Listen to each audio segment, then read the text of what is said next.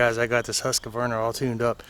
So it's my 359 and I just put a new bar on it and a new chain. So we should be ready to go. It's a 20-inch bar. I had that on there, but the old bar seemed like it was getting worn out. I think I put the wrong chain on it. And yeah, I think I killed the old bar. But it always seemed like it had a bend to it and it wouldn't cut straight. So hopefully this new bar works out. But new chain on the Husqvarna. And the reason why I did that, we got a big project today. So this will be my biggest tree cut to date. Now this is the stump from the last tree that I did. So he's, I don't know, 2.5 feet wide, we'll say. At least 2. Let's see. Well, 2 feet wide. Anyway, that was the biggest tree I've cut to date. And we got one more big one to go. Well, it's actually 2 trees, I guess you could say. It would be 2 big cuts here. Now, the one on the right I'm not too concerned about. He's already leaning this way where I want him to drop. So he should be pretty easy. You can see the orange markings on there. This kind of just gives me a target of where to cut, because I kind of feel like it doesn't matter so much on a smaller tree, but on a big tree like this, you want to make sure you get your cut right, and it's just way easier to mark it real quick. And that way, in the heat of the moment when you're just trying to get some sawdust flying, you get the cut done right so it falls where you want it to. So basically I just wanted to mark it so whenever I cut on the back side, I know to cut above this line a little bit. So I just tried to make a line on the bottom. This could give me an idea of where to cut without having to stand back and look at it. Because I'm not gonna lie, it's a big tree, and it's still kind of intimidating to cut down these things. But this one isn't so bad. I think he should easily fall where I want him to. I'm worried about his brother here, who kind of has a little bit of weight on that side. I don't want to drop it on my neighbor's house for sure. So I'll probably have to rig up a rope just to be confident that it will fall this way as well. But I'm going to drop this tree out of the way first and cut him all up, clear him out, and then I'll worry about the other tree some other day, I'm thinking, because this will take me a few hours after I drop them to get them all cut. Look, it's just a lot of tree. So the reason why I'm cutting down this tree, it's a nice big tree, but it's close to the end of its life, and his the one on the left, he was hit by lightning or something, so he looks like he's kind of hollow down the top, so he's about ready to just fall apart at any moment. And the big tree, I figure he's close enough to the end of his life. I'd rather take him down now where it doesn't matter where he falls, rather than falling on my shop later, or taking him down later after the shop is built and then I have to either climb it myself or hire it out to cut it down piece by piece so it doesn't fall in the shop.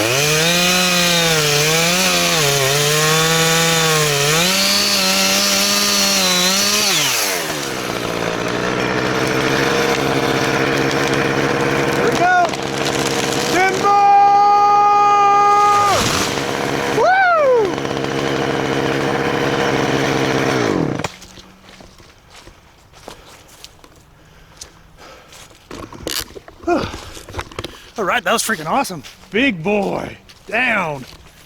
Woo.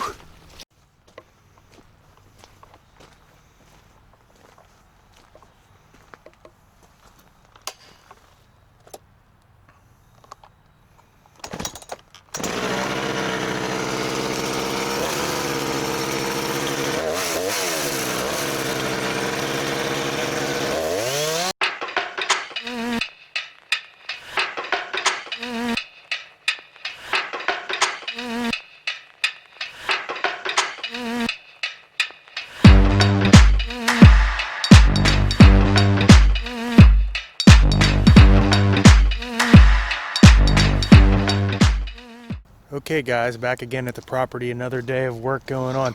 So last time I was here, I finished cleaning up the big tree. Here's what's left of him that we'll have to run through the chipper shredder. And then, man, this guy just about doubled my wood pile. So he's all the wood from like right there forward is all the new tree, and then all this stuff too. So we're about to take down the last big challenging tree before before the concrete will get poured, and it's this guy right here. So as you remember, his friend, he went down pretty easily and wasn't that big of a deal, but this one's going to be a little bit more challenging. So as you can see, he's kind of weighted this way with all the branches on that side. But even more of a challenge, or another concern, would be the center of the tree. If you can tell, that rotted out piece, I believe this tree was hit by lightning or something at one point in time, or something else. I don't know what else would cause what's going on with that. Now the sun is kind of bright. I'll try and get over where the sun won't be in my eyes, but you can see this whole half of the tree just not looking good, which is mainly the reason why I wanted to take it down, because I just didn't want problems with it later on, and it's ugly, and I want to put nicer, pretty trees up. So my concern is with the center the way it is. One, I don't want it to fall apart and fall on top of me. That's the biggest thing, I guess. But two, just the way he's got so much weight on this side, that's the way he's going to want to fall. Just kind of like leaning towards this way. And of course, the biggest thing I don't want to hit is my neighbor's house. So anyway, we're going to try and get you can probably see the tree. You can like see where it's like hollow. I'm going to toss a rope up there on this guy and see if I can't pull on him and see if he'll snap. If that thing's loose and it wants to snap off, and it was going to hit me in the head if I started sawing on it and started moving and shifting, then at least that will happen. If it really doesn't want to go, I'll at least have a rope up to it so that it doesn't want to fall the wrong direction. So I'll give it a little bit of a tug towards this way, because it's got a lot of space here to fall and not hurt anything valuable. So anyway, we're gonna toss her. Just got a new rope, and we're gonna toss them up on the tree and see if we can get the rope secured on there and ready to pull. All right, guys. So I picked up a new rope. It's a pulling rope specifically made for this deal. It's a bull rope, 3/4 inch, 200-foot rope. So he's really heavy. This whole bundle was 40 or 50 pounds. It's pretty heavy. And that'd be hard to throw that rope over the branch. So I just grabbed a cornhole beanbag and a string. I'm going to throw this over the branch, and then I'll pull the rope back up. So hopefully I can get it targeted where I want it and over the right branch, and then we'll give that tree a tug and see what happens. But I do have an excuse that I have a small shoulder injury right now, so I don't know how strong I can throw, or if it's going to hurt a lot. Just from all the work I've been doing around raking and digging and shoveling, just the shoulder is not perfectly how it should be. A little bit in the rotator cuff area. So anyway, not making excuses, but if I throw and I look like I'm in pain, well, that's why. Alright, so I think we go for this lower branch option. It just looks like that's my best bet.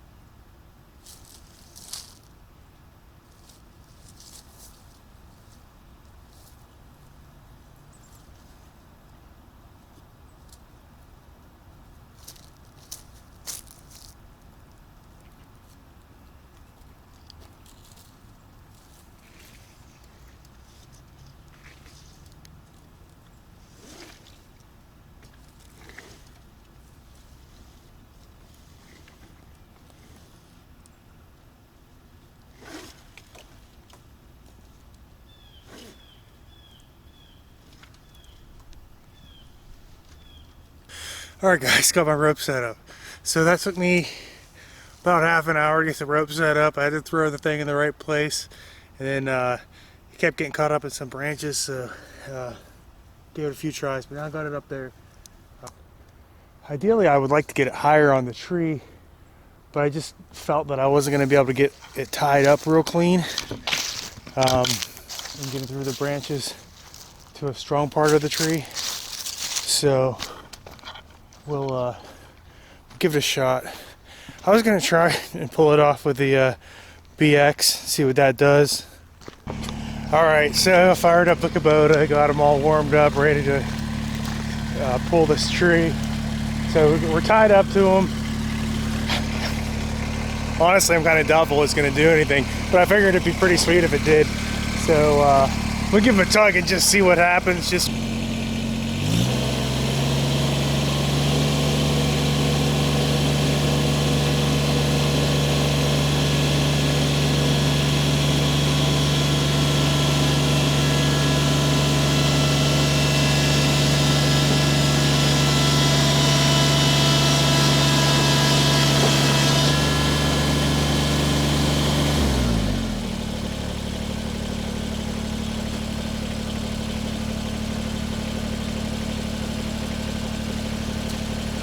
started spinning, at least we tried. Let's go get the Duramax fired up.